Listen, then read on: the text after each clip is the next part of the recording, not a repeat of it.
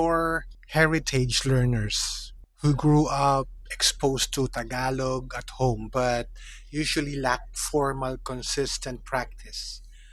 Their struggles differ sharply from those learning it as a second language from scratch.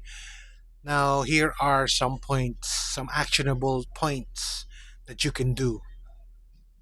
You understand almost everything if you're a heritage learner from family, but you freeze.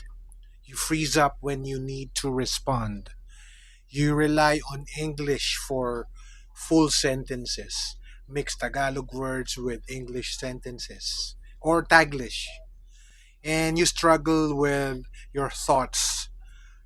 You struggle with the words that you want to say. This often leads to embarrassment or avoiding speaking Tagalog altogether. Now, home use or home Tagalog use is mostly listening and casual short phrases, short sentences, rarely extended communication or extended conversations. That's rare. Now, structured conversation or practice forming sentences. That's what you can do. Start with deliberate low pressure practice. Narrate your day out loud in Tagalog or describe what you see around you. Say, you see that the house is nice. Maganda ang bahay. Or if you're eating, masarap ang pagkain. Something like that. Masarap ang pagkain. The food is delicious. So, if you just wake up, for example, kagigising ko lang. I just woke up. Gising is wake. Gising. Okay, kagigising ko lang. It might be difficult for some, but that's how Tagalog is constructed. Gising, wake up, kagigising. I need to go to the bathroom. Kailangan kong pumunta sa banyo. Kailangan kong pumunta sa bathroom. So you could mix English and Tagalog together. Kailangan, I or need, kailangan ko, I need to, kailangan ko. So you can start using that. Kailangan kong kumain, I need to eat. Kailangan kong kumain. Something like that. So accept Taglish as a starting point. Then slowly replace English words with Tagalog equivalents over time. So make it step by step. You don't have to do it all at once. One word at a time. Tinidor, it is fork. Kutsara, that's spoon. Plato or pinggan, that's plate. So you could start with those words around the house. So you could learn to speak Tagalog slowly but surely.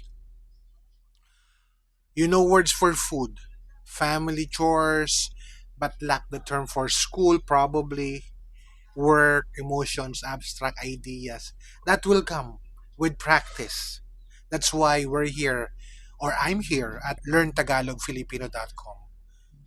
You hear Tagalog in limited contexts, not in formal or public settings, for example. How to fix it? Build topic specific lists. Start with things you care about, say hobbies, basketball, school travel, rather than generic words. So the things that you like, say you like basketball. Mahilig ako sa basketball. I like. Gusto ko. Gusto ko ang basketball. Or I'm fond of basketball. Mahilig ako sa basketball. I'm good at playing basketball. Magaling. Good, magaling. Akong maglaro ng basketball. Marunong. I know how to. Marunong akong mag-dribble ng bola. I know how to dribble a ball. So those things could work for you. And if you want someone to help you with your Tagalog practice, I can help you at learntagalogfilipino.com. You can book a class with me or you could join us on Patreon. We have a big community of learners. And we have Sunday, that's Philippine time, Sunday in the morning here. Might be late at night in California, but not so late. Probably around 6 or 7 or 8 in the evening, your place. It depends on where you are, of course. And all you need to do is join our Patreon. That's learntagalogfilipino.com, and it will be directed to Patreon. You could join us for as low as $5 per month. Okay, see you in the inside.